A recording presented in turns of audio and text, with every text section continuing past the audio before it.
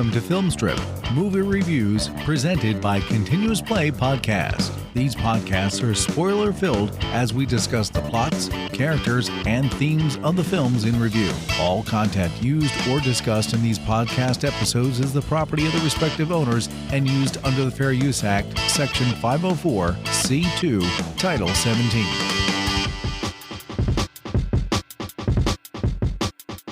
Welcome to Film Strip. I'm Jay. I'm Brian. And I'm Ron. And this is our review of Jack Frost, no, not the Michael Keaton one, starring Scott McDonald, Christopher Allport, Stephen Metal, Rob LaBelle, and Shannon Elizabeth. Directed by Michael Cooney. There is no box office information because there probably wasn't any. This one holds a 7% on Rotten Tomatoes, so it's not the worst thing we've ever reviewed. But holiday time, you know, we did a little Blade Runner. We just come out of doing some serious, Friday the 13th and Jason movies, and we figured, hey, we want to give people a little stocking stuffer. So naturally, Mutant Snowman is the way to go, right, fellas? Obviously. Oh, of course, yeah. It's one of the 12 Days of Christmas, isn't it? There's this hole in Brian and mine's life, I think, since we got done with the Leprechaun films. We don't have, pieces of trash to just randomly, go and review different times of year, except for at Christmas time, we can always seem to find some schlock. And we did Santa's Sleigh before, and that was a lot of joy. And Jack Frost, the mutant snowman Jack Frost, has been on our radar for a long time, and just stuff came up. We weren't able to get it done the first time we did it, and then we moved off and did, Santa's Sleigh last time. So we decided, hey, let's go ahead. Let's get it in this time. And I'm proud to say I've seen this movie twice, 3 years apart. Me too. I think this is my first time ever seeing it, but I've watched it twice. Since you sent it to me, so are you? Was that good? Were you aware of it beforehand? Oh yeah, I was aware of it. I mean, I worked at a video store, and this was one of my favorite boxes to look at.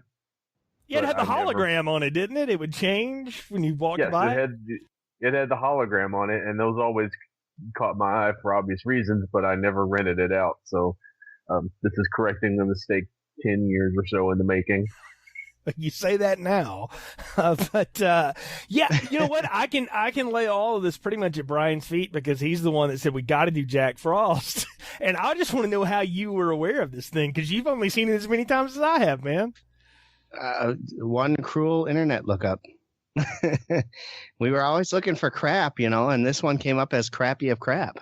Didn't that lead us to Donkey Punch at one time, though? Absolutely, which was a riot. Oh, boy. Yeah, Ron, I'm going to have to loan you a disc of that if Brian still has this and isn't coaster marked too bad at this point. So, sadly enough, I think mine is still in my office at work because I loaned it to a coworker who is also a person that enjoys bad cinema, but anyway. And you haven't gotten a call from HR yet?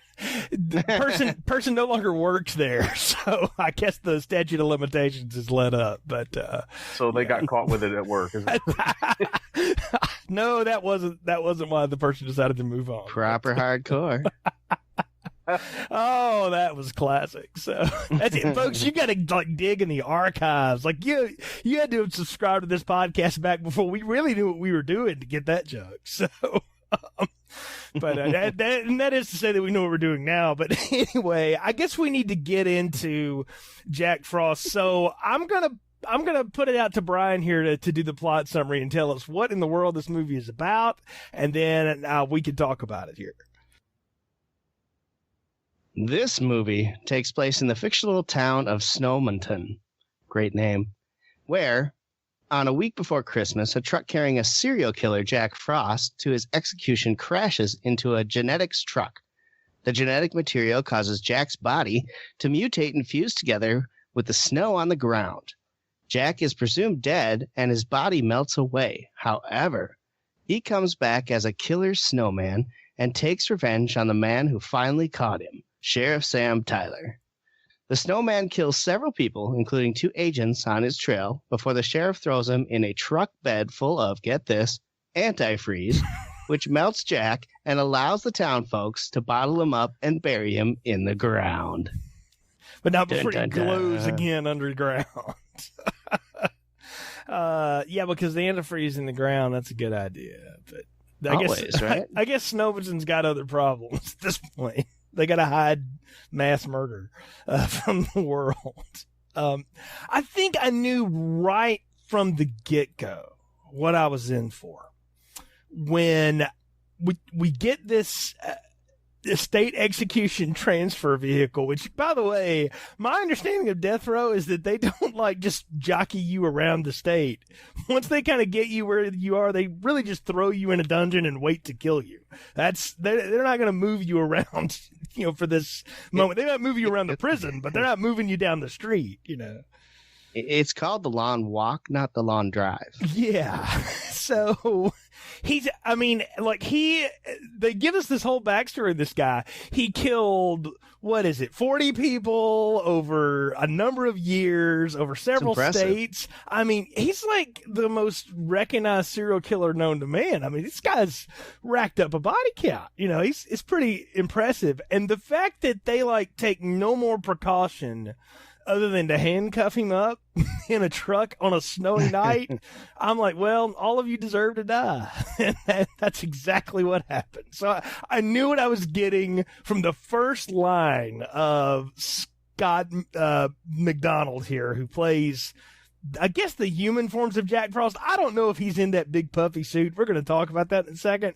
But this... I sure hope not. I mean, just the facial expressions on this guy. He knew clearly what kind of movie he was in, right? I think that was the best part of it, was he looked like a psychopath serial killer based on his facial expressions and his attitude. I thought that was actually really well done. I really enjoyed it. It's kind of it was a nice treat to see a face before we got right into the world of the foam rubber snowman. Yeah, he does look like an excuse for Stay Puft Marshmallow Man. He looks like a guy wearing pillows. That's really what we get here. So it's pretty intense. I'll give him credit for one thing. They clearly told him, you're a serial killer that has a huge body count and the cops are deathly afraid of you.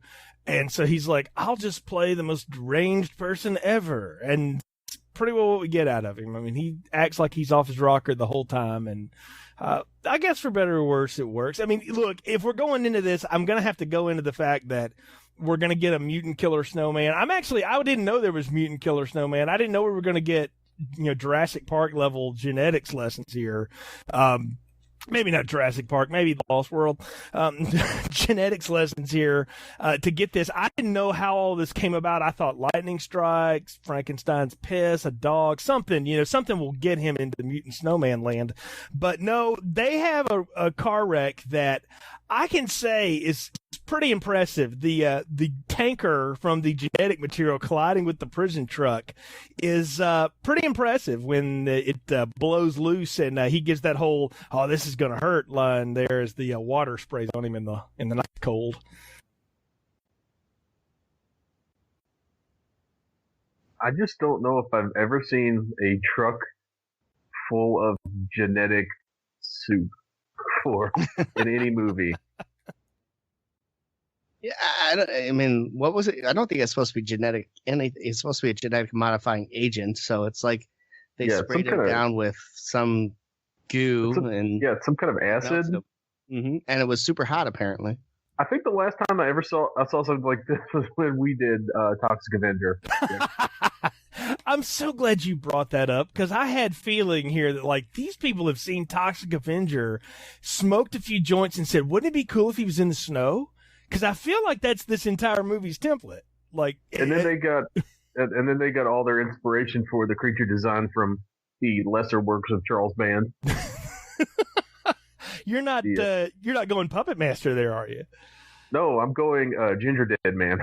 The Ginger Dead Man. Wow. Well, there's another series I think we'll probably have to finally get into one day. But Gary Busey's in one of those, isn't he? So he's the voice of the Ginger Dead Man in all of them. Oh my stars! He's in. Oh, of course he's in all of them. Of course. Or at least the first one. He's the Ginger Dead Man. I don't know if they were able to afford him. But maybe they just recorded him and just re-looped it every time. I'm with you though, Brian. I don't understand like what's supposed to happen here. They do reveal that to us, I guess, later in the film that, it worked out better than I thought it could, like the two scientists or whatever and the FBI agent and stuff. But I'm never really sure as to like what exactly is going on, you know? I don't think that was an actual FBI agent, do you? I thought it was. He had a badge. I mean, I thought it was kind of being led to the fact that he's not really an FBI agent. He's playing one. Well, maybe he's part of the X-Files. He's one of the Smoking Man's guys or something. Then It could be. I don't know. But either way, there seems to be like, if you're going to transport that kind of genetic material, you know, that's that dangerous, maybe we should put it on a train. A little more stable, less likely to you'll be run into by the prison guard.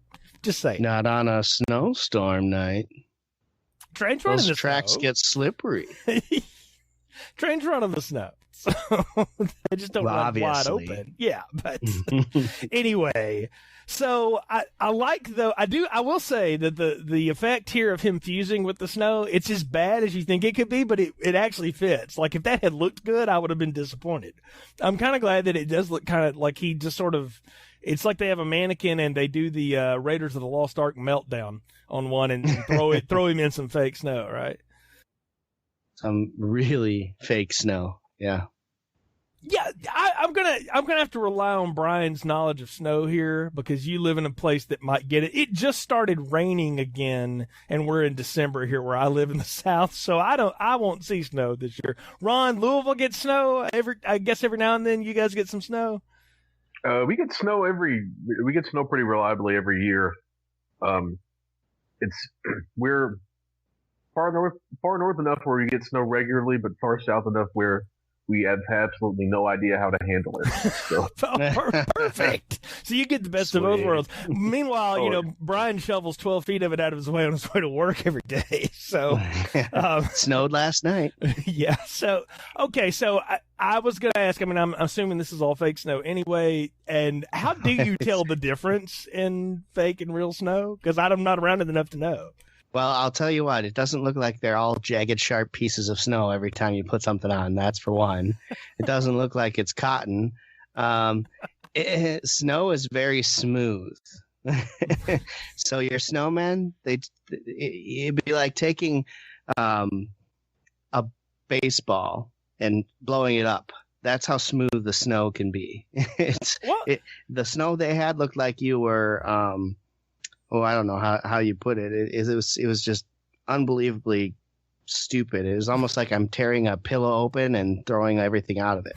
All the featherings falling around. Yeah, it was bad. They seem to be like, you know how those fountains will recycle the water back and forth? It felt like they had a machine that was just sort of trucking it over the actors every time they needed snow dumped, and just off site, it was just sort of recycling that every time they needed one. But, yeah, Jack remains fused with the snow and becomes mutant killer snowman. And can we just go ahead and dispense with the costume discussion at this point? Because it's pretty bad, right? Like, the thing is, though, he, has all these, I call them, Sandman powers, because he can, melt himself to get under a door, and he can, reform later. He'll make a bath later. We're going to talk about that. There's all kinds of things that this snowman can do. Like, he becomes a superhero villain, and he's already a serial killer. Like, this guy, this was no punishment at all.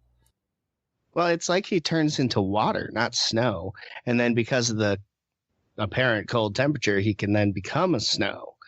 It's really weird. But yet he's afraid of a hairdryer. Yeah, but when snow melts and then you try to refreeze it, it just becomes ice. It doesn't become snow again. Right? There's no way it can't re-snow. So that's what I'm questioning logic in a film that doesn't want me to, but darn it, I'm going to. I don't understand the rules of the killer snowman here. I'm needing you to explain it to me. One of you two tell me what's going on. The writer said he can become water or snow. There you go. That's the rules. Well, we don't waste any time with him killing people, though. Go ahead, Ron. If he can become water, Why doesn't he just, I don't know, come out of the bathtub faucet? Well, doesn't he later? Because he has to spray himself through door cracks.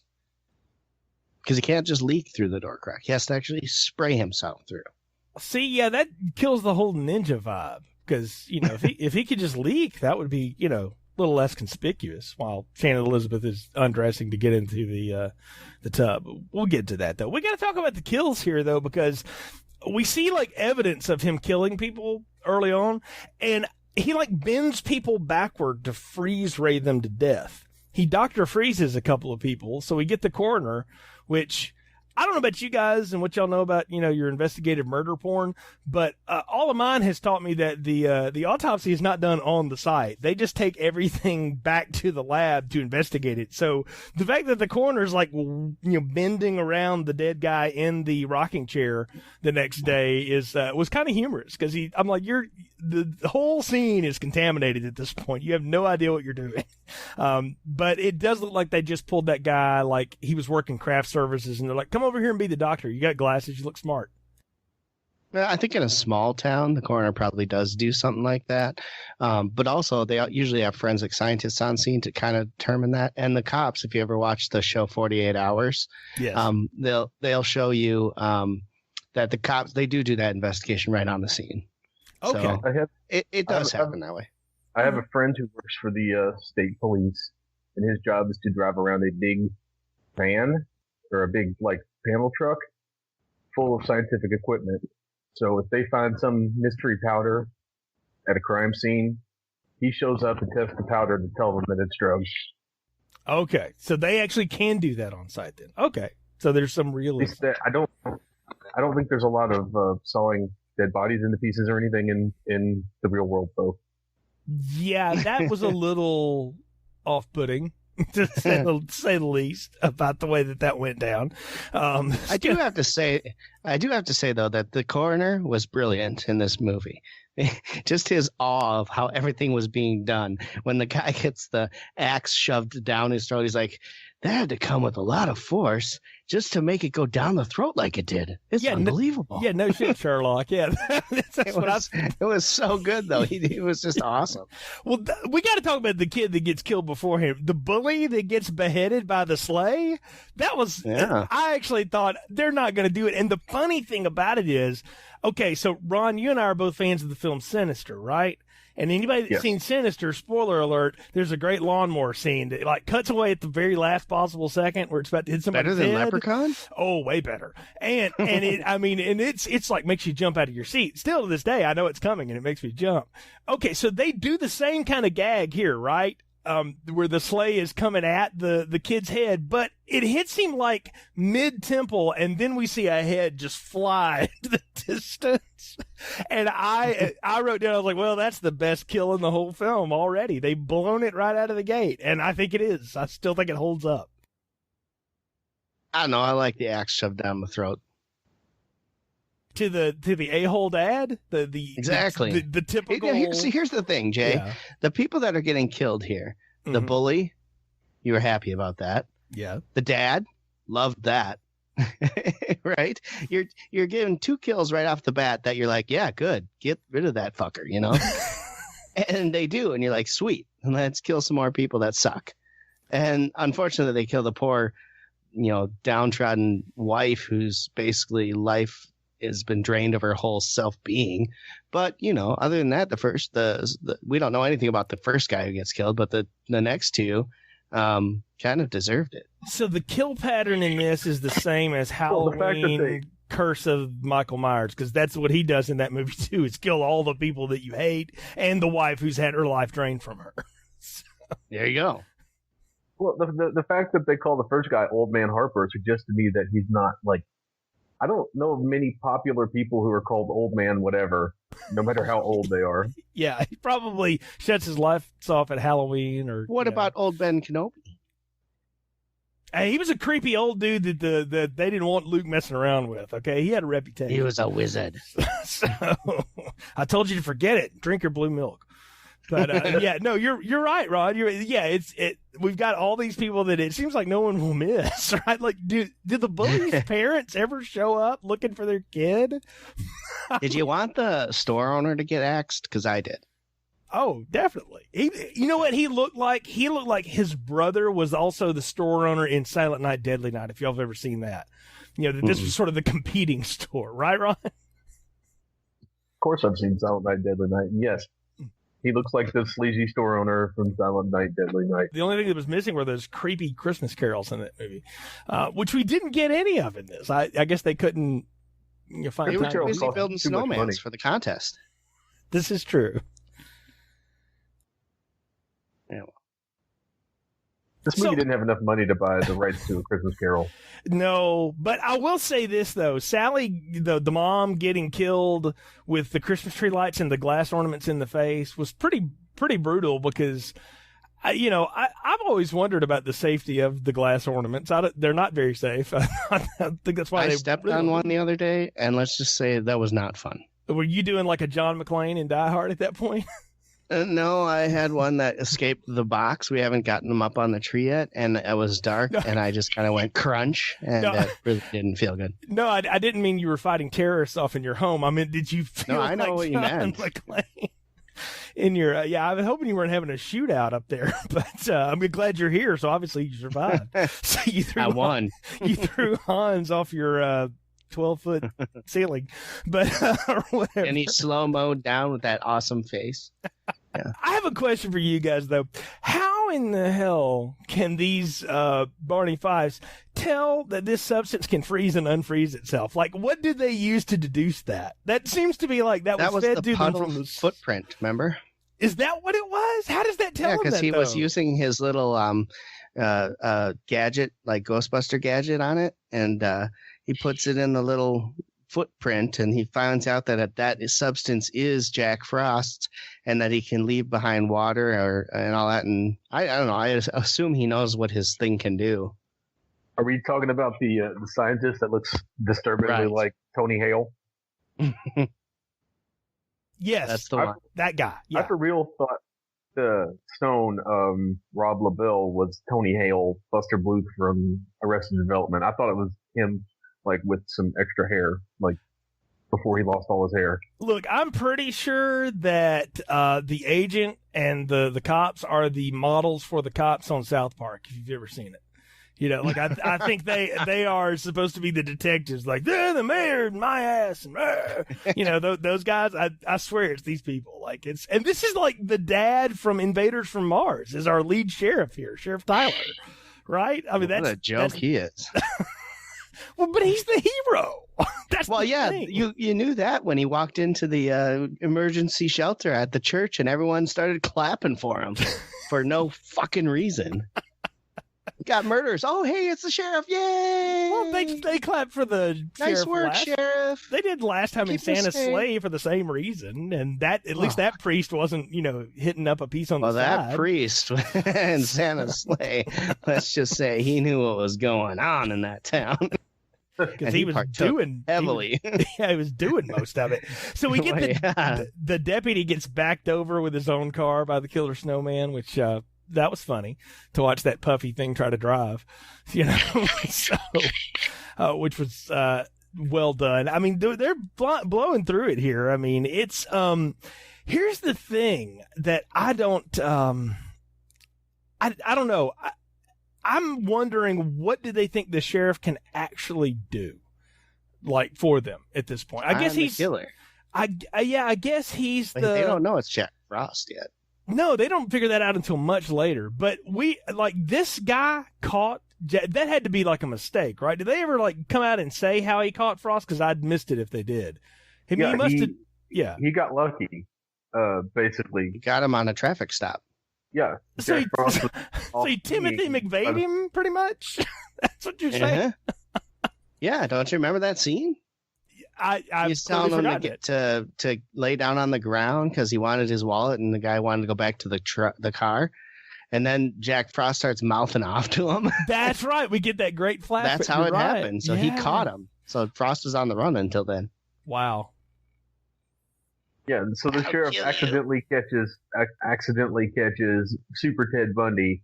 Now he's the hero, and I think that's why the people all applauded. Number one, and number two, why they think he's going to be able to stop this new serial killer. Who none of them know about, because none of them have seen the snowman do the kills at this point, right? Like they just see the evidence, just the one remnants. Guy. Yeah, but nobody believes him. So, right.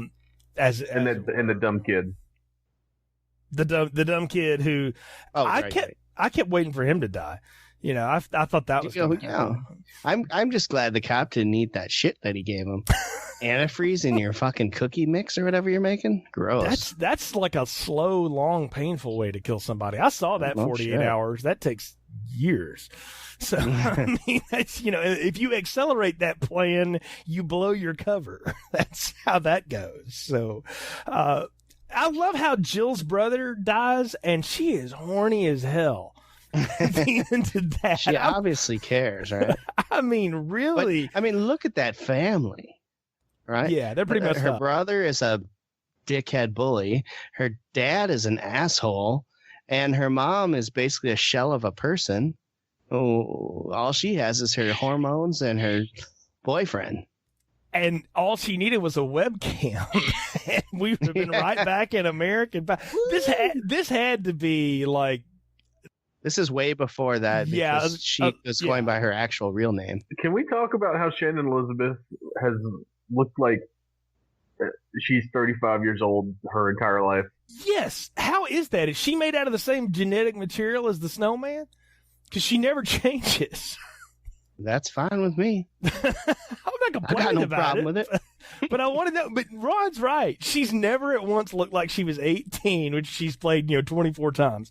She's never looked like she was 25. She's never looked like she was the 40-year-old mom on whatever Lifetime movie's coming up next week. But that's she wasn't. She never looked like a 22-year-old stripper. I mean, I don't know what this woman. She's a vampirist. I'm convinced. She's like Bordello of Blood. Yeah, she's supposed to be. She's supposedly in her mid-20s in this movie. She's 18, I think. No, the character's 18, but Shannon Elizabeth herself is like 24. Right. When she filmed this, which is not uncommon that they'll do that, but yeah. Yeah, but she's looked like she's been stuck on 35 like her entire life. It seems, because even now she still looks like she's about this age. Which is again a testament to her eating habits and fitness, I guess, or whatever. I mean, she doesn't either that or whatever dark quandary deal she made with Legba to look that way for eternity. But I'm just blown away at the fact that they at least are going to poke fun at the idea that if you start making out with somebody in this kind of temperature, this is what you have to go through, and they have to peel off layer after layer after layer. I did get a chuckle out of that. I thought that was hilarious. Being a guy that grew up in the South where it's still 80 degrees in November, I had no relational point to this, so I did laugh and think, I wonder if Brian had this experience in high school. So nope. Well, I hope he didn't kill anybody with an icicle, but you know what I mean. I had nothing like that in high school, I'll tell you that much. Couldn't find any 35-year-old Shannon Elizabeth to hang out with. I couldn't find any people my own age to hang out with, so it's all good. So they're doing the layers of the strip tease, and then she's like, I'm going to go get the bathroom, or whatever. And boyfriend gets it with flying icicles. And I was like, it took him that long to get around to killing somebody with an icicle? Yeah, no doubt. Yeah, like that should have been like his weapon of choice. Like he could form one in his hand and stab you with it, right? Like if they made this today on the Sci-Fi Network, that's exactly how that would work. Well, they would do that on the Sci-Fi Network because it doesn't take any creativity. You don't have to make any fake glass ornaments or hit it or smash an axe handle down a dummy's throat. True. To me, the icicle thing is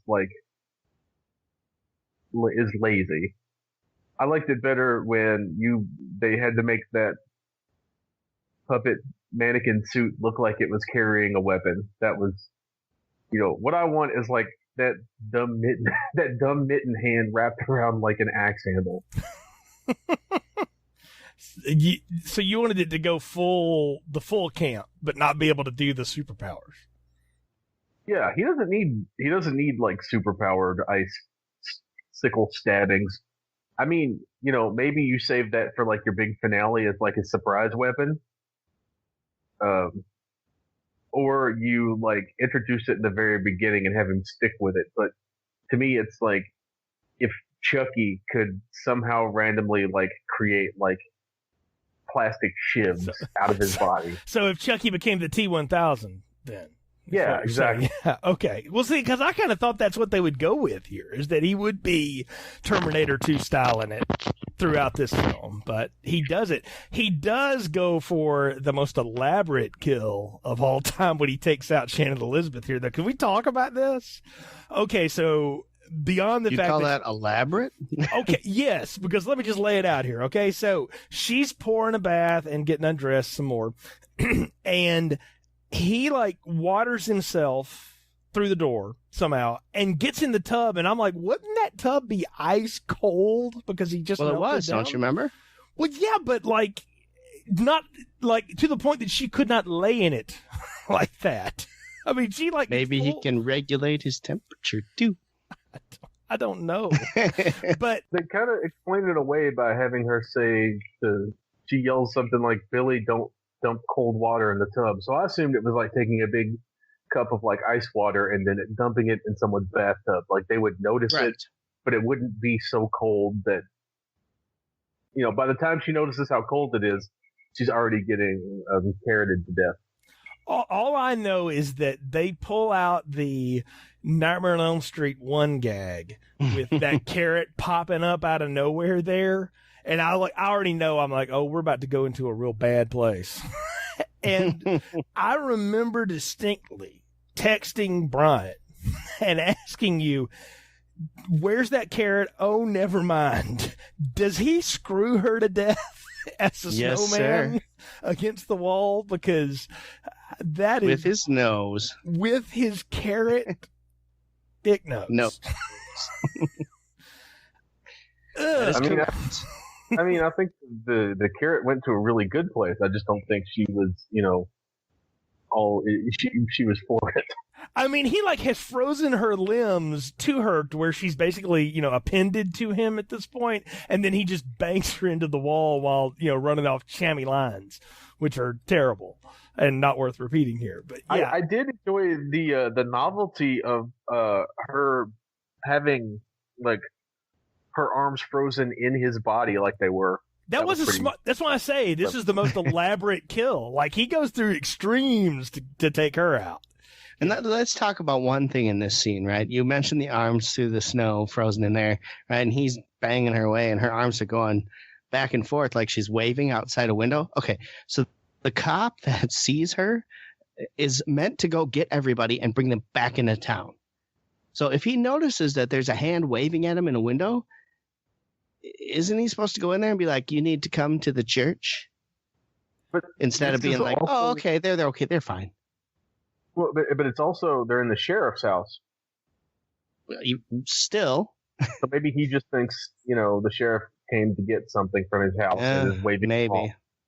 Or maybe we're overthinking a movie where a snowman rapes someone to death. Well, that's obvious. I think you got it right there.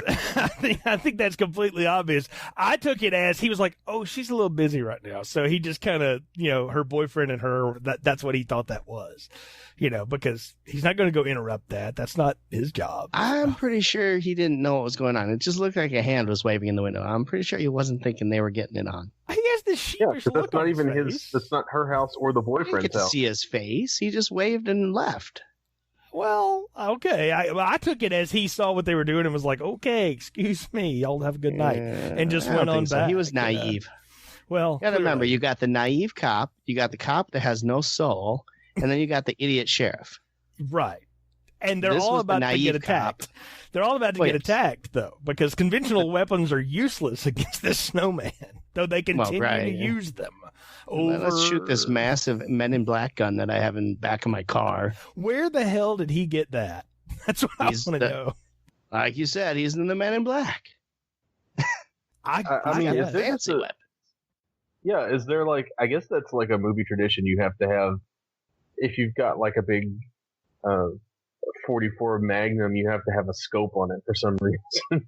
It did remind me of Rick's in Friday the 13th 6. You're right, Ron. I kept wanting him to go, you point the dot and ba-ding, or whatever. See, that's Yeah. what I thought they were going for. Like, I thought they were just throwing in the, lots of references to other movies, but with, a snowman instead of Freddy Krueger or Jason Voorhees or whoever. Yeah, I mean, clearly this movie is nothing but a riff-off of everything that's come before. There's nothing... The only original thing about it is the mutant snowman, which may even not be that more original. Probably somebody thought of it in the 50s, and they just never got around to it, okay? They made a mutant everything in the 50s. Everything was radioactive, and it was going to kill us all. There were ants, there were bees, there was a friggin' fly. There were 3 of those. I mean, there was a bunch of that stuff. So, I'm right with you, Ron. I think they're just showing us everything that we expect and go. And I did get a kick out of the shooting the water in the hairdryer bit, though. I thought that the fact that he was afraid of the hairdryer was kind of funny. I think that's kind of lame because if he can turn himself into water, all a hairdryer is going to do is melt him, right? So what's the problem? Is there a point where he becomes so hot he can't reform, maybe? Is that in there anywhere? So he evaporates? That's what they thought he was trying to... That's what they were trying to do with the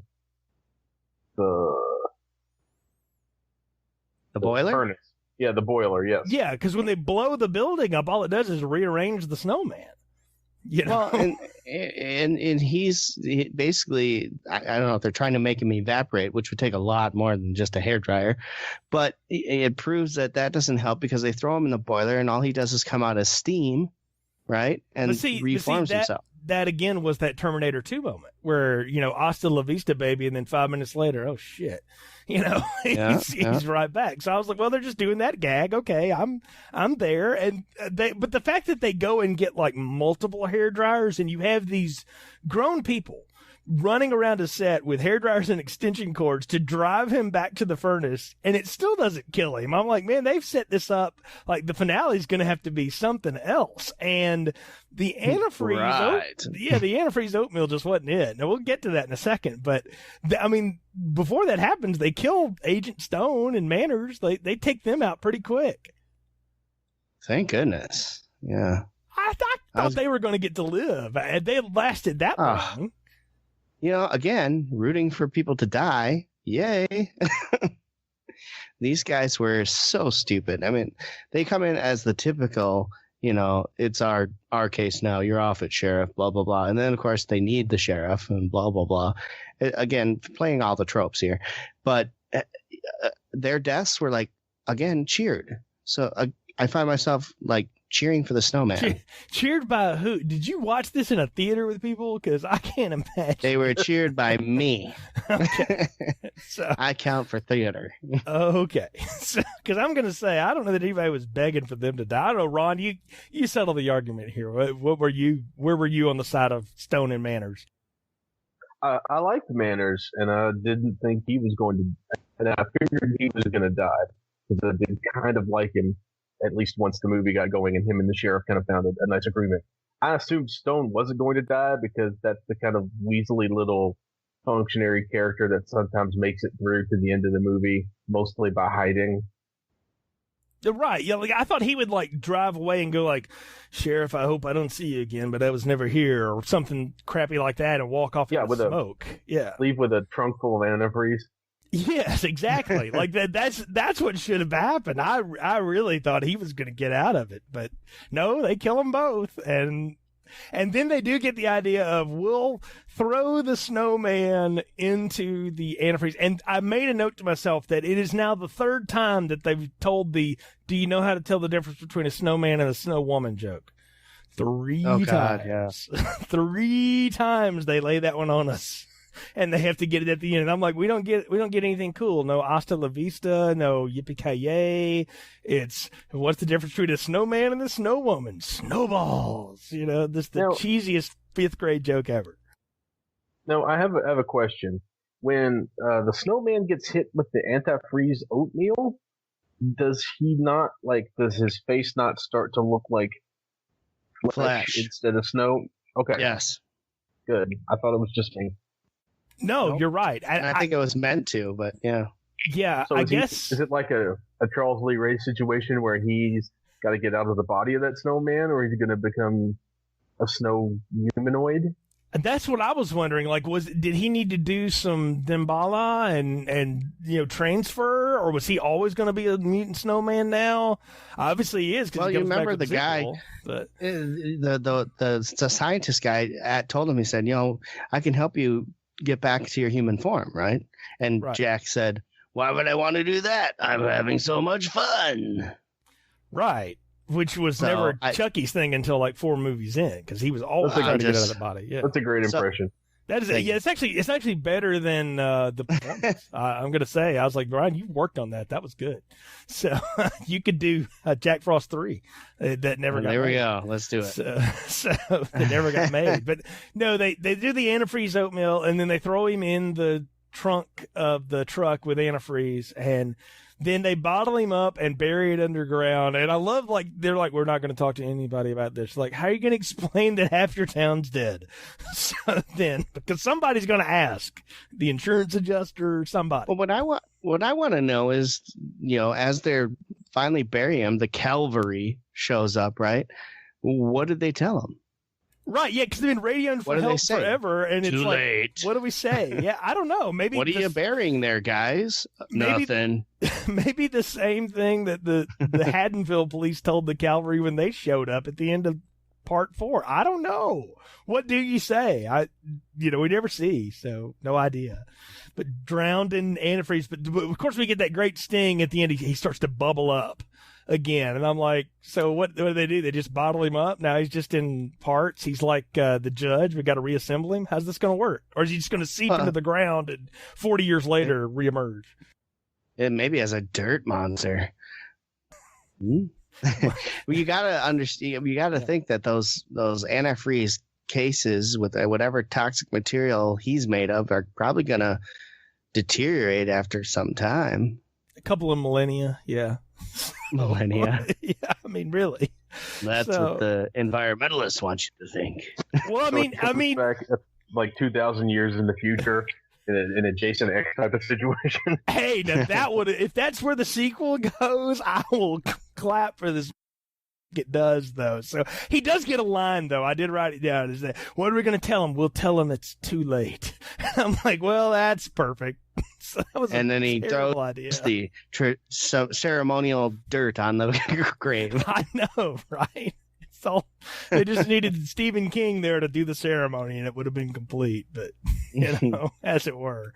But yeah, the movie ends, and we were left to wonder, will they come back? And yes, they will. And the sheriff does come back, so they'll revise the parts. But You've seen part 2? I've seen the trailers to it. I've looked at Wow. it. So I was curious. I wanted to know. I was like, I have to know where you try to go from here. Because I was like, Ron, I was wondering, are they going to go like in the future? What's this going to be? No, it's not. So maybe we'll get around to that one next holiday. I don't know. We'll see. But for now, I got to ask you guys. I think I know what your popcorn rating is, but I really got to know final thoughts and if you would bother to recommend this. So what are yours for Jack Frost? Brian, we'll start with you. My popcorn rating for this is a small popcorn. I'm not going to give it the Leprechaun bad popcorn, but it's not great. However, having seen this before and having watched this for a second time, I found myself getting a little more into it than I did the first time. So I will say that. So do I recommend anyone go out and see it? Sure, why not? It's so bad, it might be a little good. All right, Ron, what about you? As a movie, I'm gonna go with the small popcorn as well. But I can see, where Brian's going with it. I think if you have a couple of tall glasses of eggnog, sit around with some friends. Like I went to a Christmas party last night, and I wish I could have put this on for people to watch. It might have ruined dinner, but I think it would have made dessert a lot more fun. and no, it's cheesy and it's terrible, but Scott McDonald's really a lot of fun, and he's clearly like enjoying himself in well, I'm not going to say he was in an ADR booth, but I'm going to say he enjoyed himself standing just out of range, yelling his lines into like a microphone. So, but I'm still going to go with small popcorn. But yeah, second time I enjoyed it more, I think, than the first time. So you guys ever been to one of those popcorn stores that like sells all those random variety flavor popcorns? Y'all ever been around that? I don't like popcorn, so no. Ron, you know what I'm talking about? Okay, yeah, so I distinctly remember one when I was a kid and trying a sample of this stuff called watermelon popcorn and thinking, what an interesting idea. And I tried a little bit of flavor and I was like, oh, this is great. And we got it home. And then, like, we ate a little bit of it that night, and you don't want to eat too much of it because it's just really sugary and whatever. And so tried eating it the next day and then the next day, and it just kind of got worse. That's this movie to me. Like, if you spend a lot of time dissecting it, which I can't believe we spent 45 minutes doing that, but we have, it's as bad as any bad thing we've ever watched. But if you just put it on with a group of people and you want to have kind of a goofy time, yeah, it's fine. The highlights of it are probably where you could probably watch like Jack Frost Kills on YouTube and you've sort of seen the movie at that point.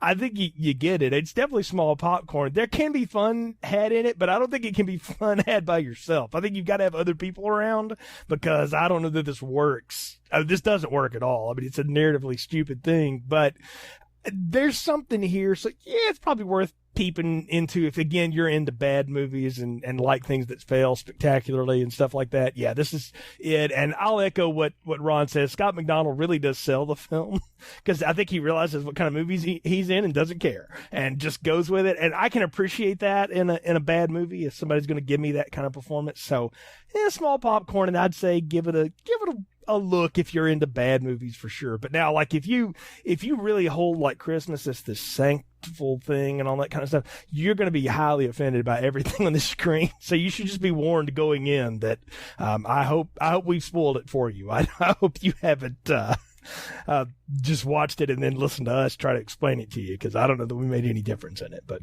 and if you're gonna buy a movie for grandma for the holiday season, make sure you buy the right Jack Frost. Yes, the Michael Keaton one is what you want, and maybe not even that one because he freaking dies in that movie. Okay, spoiler alert. So that's not exactly a light film. I've not seen that damn movie yet. He plays harmonica too, so it's okay. Oh, well, I don't know if you have to do everything. I don't know if you have to do a spoiler alert for a movie that's almost 20 years old. maybe not, but just in case. So we're nothing but thorough here at Film Strip, that's for sure. As you can see from our incredibly big catalog now, we passed 200 a long time ago, guys. Like it's sometime in Shocktober this year. We just blew right by that, but we've got all kinds of stuff on the archive section of our website, but also on iTunes. Our iTunes feed has every episode ever on it. You can go all the way back to the beginning if you want, or you can stay with the more modern stuff, which is a lot better. But we've got everything on there. Action movies, a lot of horror movies, a lot of schlocky movies like this. We've even got some dramas, some comedies. We've got a little comic book action in there. Tons of stuff in our archive section, and we do thank you for joining us in our December sleaze here, if you will, so for this time around. But we're not done for December yet, guys. We got some cool stuff coming here, okay? Of course, Star Wars is the end of the year, so we're going to be doing the new Star Wars Rogue One film.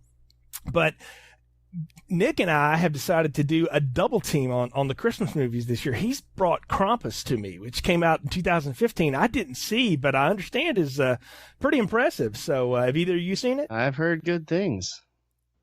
I have it waiting on my DVR for a more seasonally appropriate time of the year. I'm waiting till closer to Christmas to bust that one out.